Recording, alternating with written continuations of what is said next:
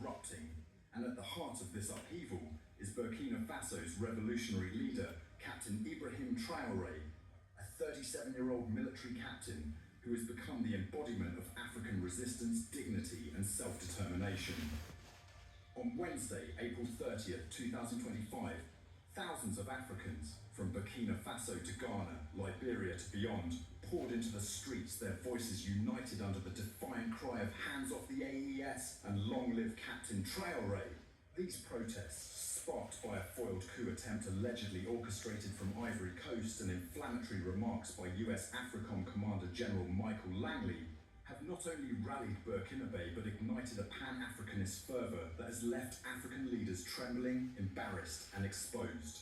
For the first time in modern history, citizens of one African nation are taking to the streets to defend the leader of another, while their own presidents languish in the shadows of public disdain. This is no ordinary moment. It's a revolution of consciousness, and Traoré is its torchbearer. In Ouagadougou, Burkina Faso's capital, the Place de la Révolution was transformed into a sea of defiance as thousands rallied in support of Captain Traoré and his military junta.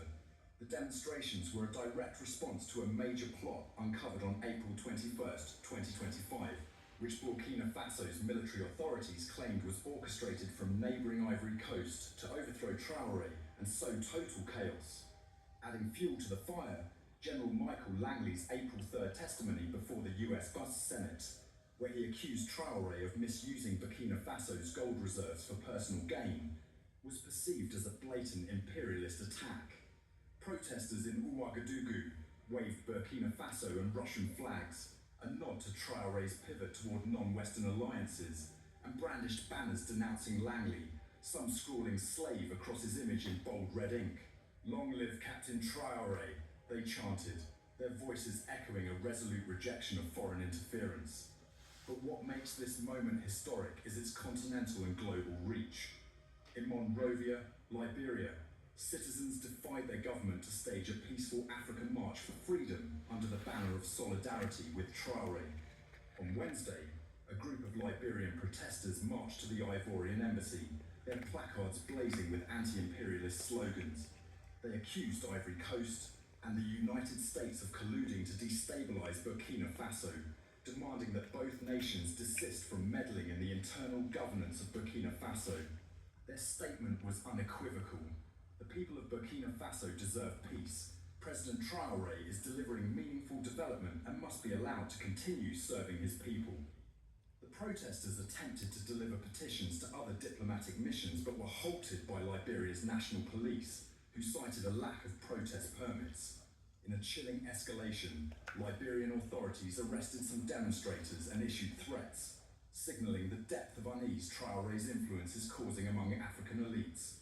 In Accra, Ghana, the Socialist Movement of Ghana led a solidarity rally, declaring Traoré a symbol of African dignity and resistance.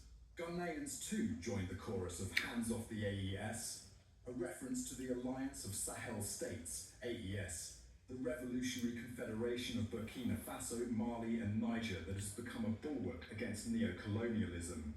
Remarkably, citizens from across Africa, including those from countries as far afield as South Africa and Nigeria, either travelled to Ouagadougou or organised parallel protests in their own capitals. Sekou Ansumariam Dukali, a Liberian protester who journeyed to Burkina Faso, captured the sentiment perfectly.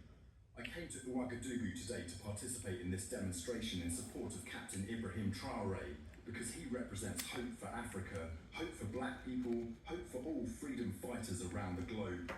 Even beyond Africa, diaspora communities and anti-imperialist activists in Europe and the Americas took to the streets, amplifying Traoré's message of sovereignty. To understand why Captain Ibrahim Traoré has ignited such unprecedented support, we must first examine the man and his mission.